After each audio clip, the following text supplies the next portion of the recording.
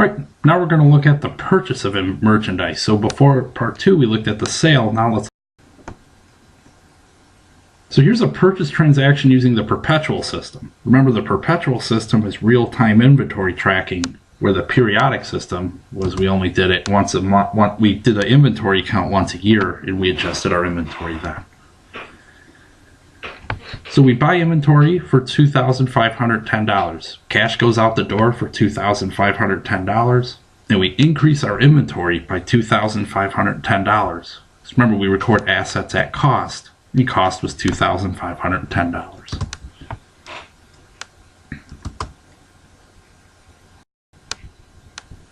So now we can get a purchase discount. So remember our sales discount, the $210 net $30 we offered our customer? Well, we're working with a vendor and they offered us the same thing. If we paid our invoice for buying our inventory sooner, we can get a discount. So when we actually paid our invoice, we paid $1,470. So cash went out the door, we reduced cash. We have to lower our merchandise inventory by $30. This is because we recorded the inventory at cost originally when we acquired it at $1,500. But since we only paid $1,470 for the inventory, that's the cost of the inventory now. So we have to reduce inventory from $1,500 down to $1,470, and we do that by reducing it by $30. And then we reduce accounts payable by $1,500 because we fulfilled our $1,500 obligation to pay for our inventory that we bought, but we only had to pay $1,470 in cash. So the way you can look at this is we fulfilled our $1,500 accounts payable obligation by paying $1,470, and then we reduce the cost of our inventory for the amount that we had in our purchase discount. So the purchase discount reduces merchandise inventory.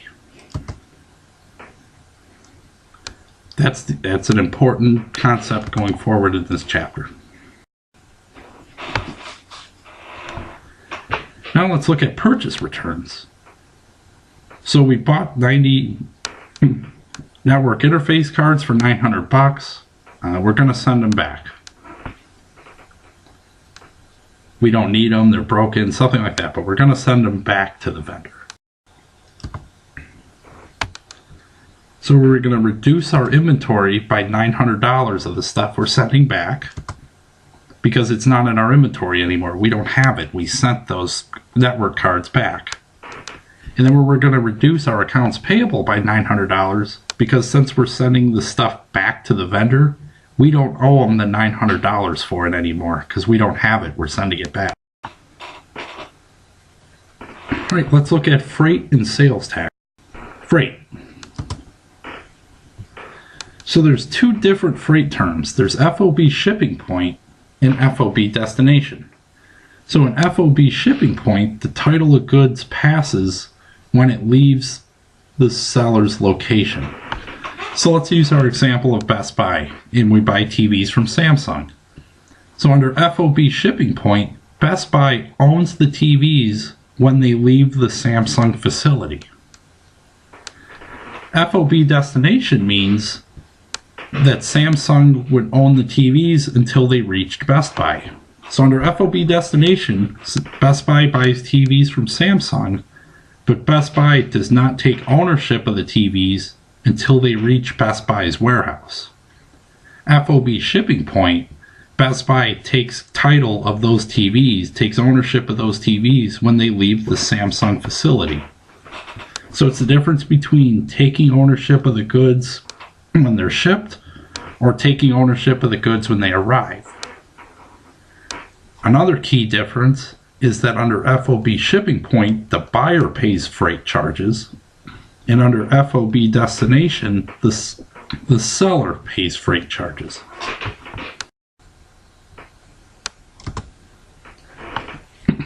So what this is showing is that we bought some inventory for $950.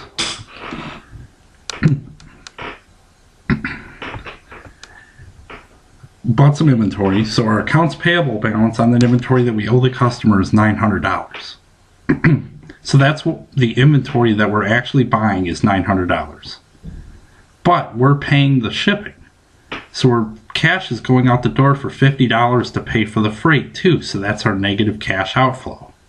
So if we add the $900 in accounts payable for the inventory that we're actually buying from the customer, from the vendor, plus the $50 we're paying in freight, the value of our inventory is $950. So $900 worth of inventory that we're buying plus $50 of freight that we're paying equals $950 what we're recording as our asset for merchandise inventory.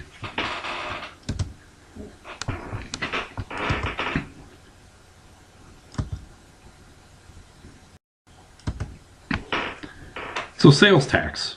We know that anything we buy, we have to pay our sales tax on. In Michigan, we pay a 6% sales tax.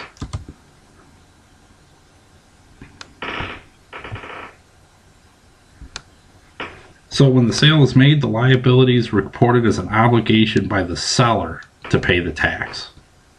So that means that when you go to Staples and you go buy $100 worth of stuff, you don't pay the tax. You pay Staples the 6% tax at the point of sale, but it's Staples who actually has to pay the state government the 6% tax, not you. So you pay the store your 6% sales tax, and then the store then in turn pays the government that 6% tax.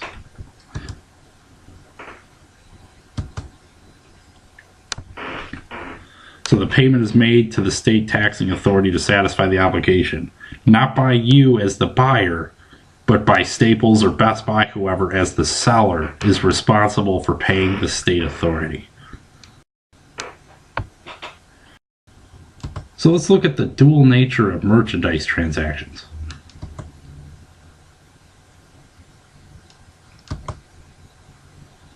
So looking at a merchandise transaction, so company A records a sale and company B records a purchase. They both have to happen because you're either a buyer or a seller.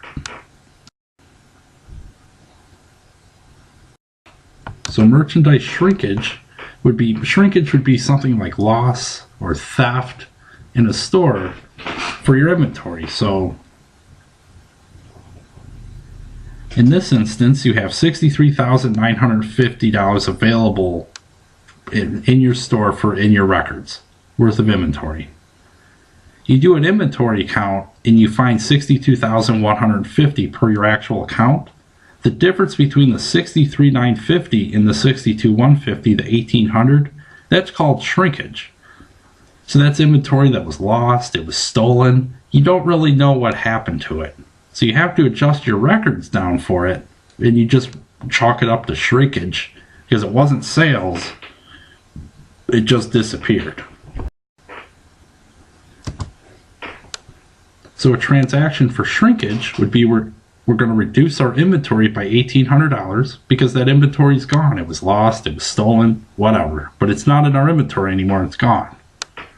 So we reduce our inventory by $1,800. And then on our income statement, we add the $1,800 to cost of merchandise sold as an expense. And then we know expenses reduce our retained earnings on our income statement, on our balance sheet. And that's the end of the